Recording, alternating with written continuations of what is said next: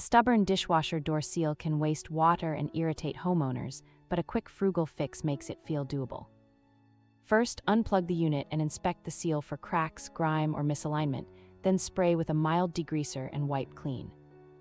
Next, gently press the rubber back into its groove using a flat tool, ensuring the gasket sits evenly all around the door. If any nicked sections remain, apply a thin bead of silicone sealant along the seam and let it cure before reuse. This simple method revitalizes performance without costly parts or professional help.